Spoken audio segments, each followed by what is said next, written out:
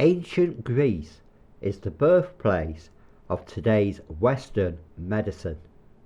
It was there that the concept of infection was developed.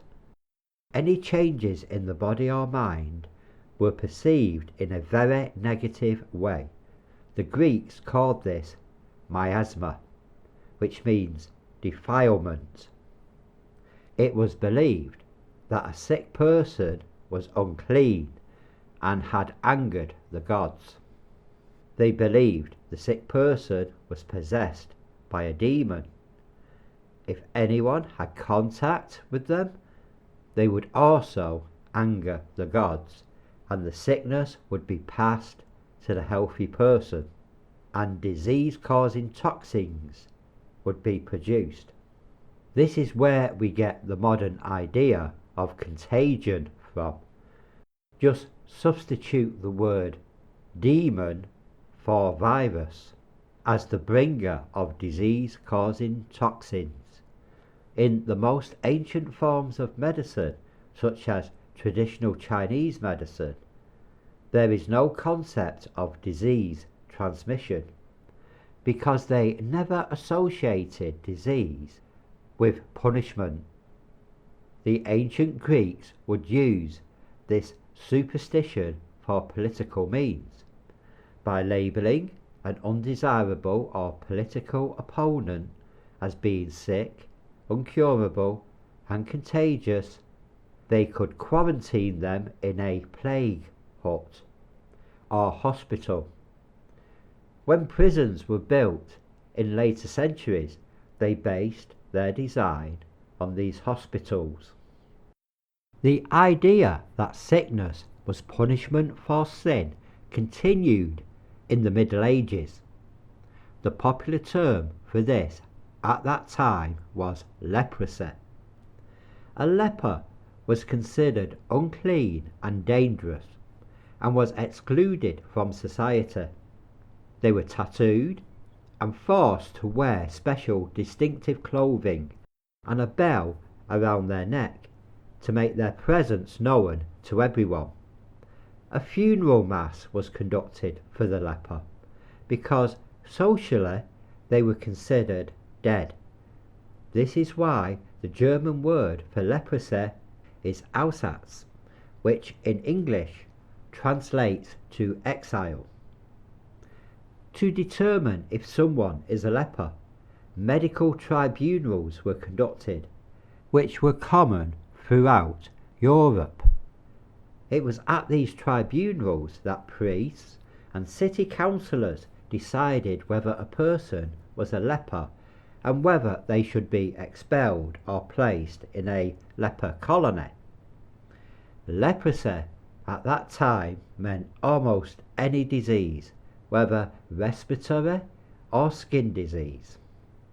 You could be declared a leper for hair loss, acne, swellings, or goosebumps in response to a draft, if you laughed or sang too much, or were suspected of being in contact with someone declared a leper. You could get rid of your wife by saying she was screaming in her sleep because a demon called her, and if you were thought to be a witch, you could be convicted. The symptoms of leprosy constantly changed until a person could be deemed a leper without having any symptoms at all. In the 13th century, the term leprosy was replaced with the term plague. Just like leprosy, plague had a variety of conditions. And just like leprosy, it could be used for political manipulation and a means of control. The Catholic Church ruled over the nations at this time, and sickness was considered to be the result of a lack of faith and the wrath of God. They forced people to have mercury compounds as a treatment, which disfigured and stained their skin. Historians tell us that people would try to hide their symptoms so as not to fall into the hands of the Inquisition and their plague doctors. The term plague eventually transitioned into the term pox. It was still considered God's punishment, but was now divided into two forms: the lesser smallpox, which in French is Pt2, and the great pox, or in French gros varroa, also known as syphilis. A sick person would be diagnosed with the greater pox or syphilis if they were considered sexually immoral by the church. They were the greater sinners, so they had the greater defilement. For example, if a sick woman had become pregnant out of wedlock, not only would she receive the poisonous mercury treatment, she would also be excluded from society.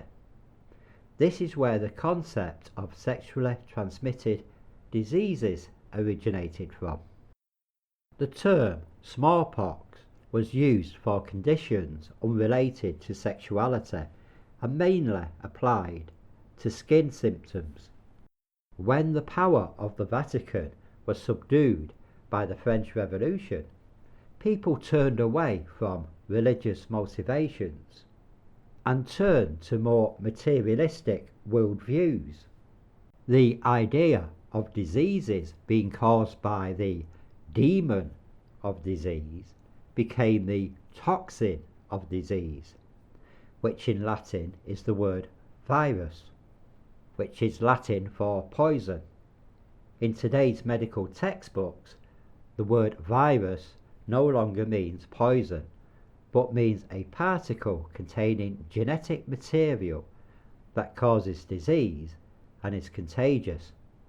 So today we have changed the term the toxin of disease back to the demon of disease, giving an imagined virus godlike qualities.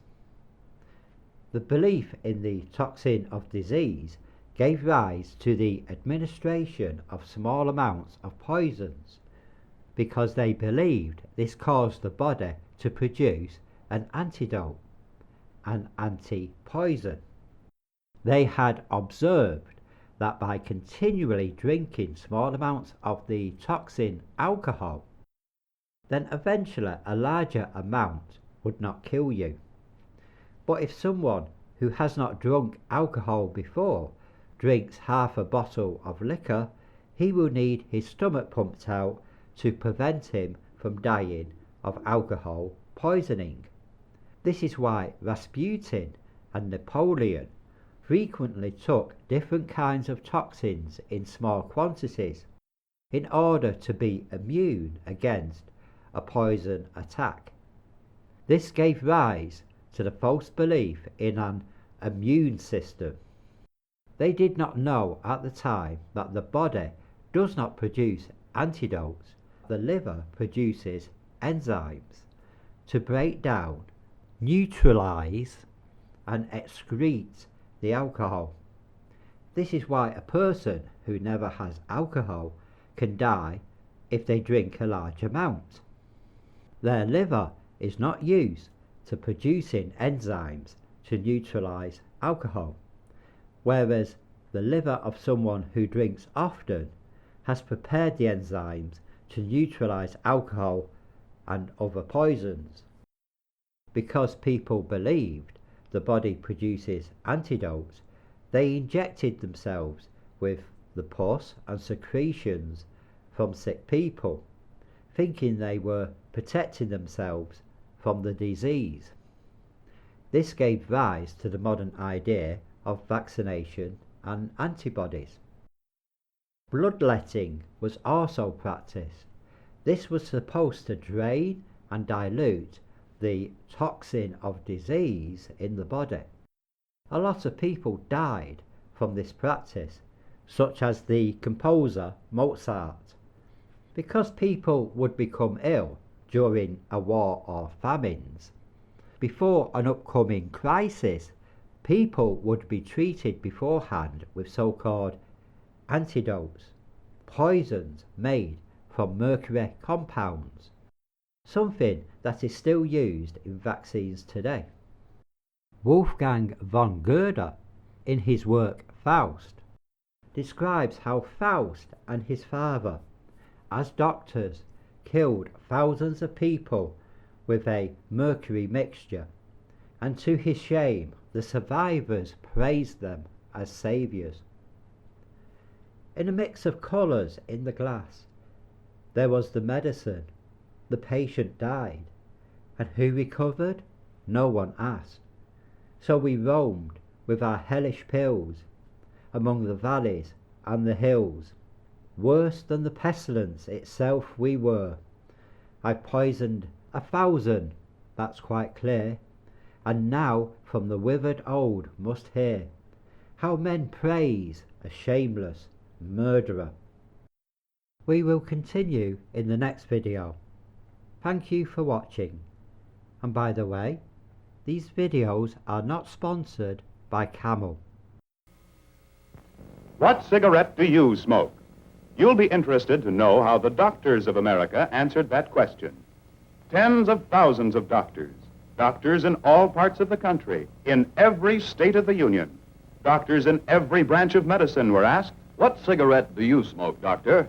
in this nationwide survey of general practitioners, surgeons, throat specialists, diagnosticians, and so on, the brand named most was Camel. Yes, according to this survey, more doctors smoke Camels than any other cigarette.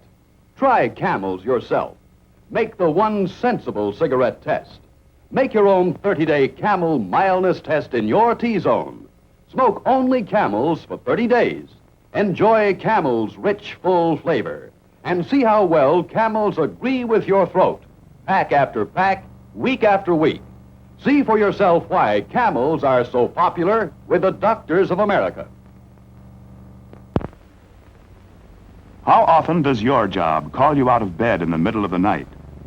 Well, if you were a doctor, it would be often. And generally, there isn't much time to spare. Coffee, Doctor? Oh, fine. Have a Camel with your coffee. Thanks. You know, this night work's kind of rough, isn't it? That's right. But a Camel's always a pleasure.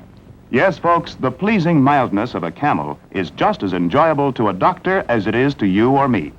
In a nationwide survey, doctors in all branches of medicine were asked, "What cigarette do you smoke, doctor?" The brand named most was Camel's. Tens of thousands of doctors, general practitioners, surgeons, specialists, doctors in every branch of medicine were included.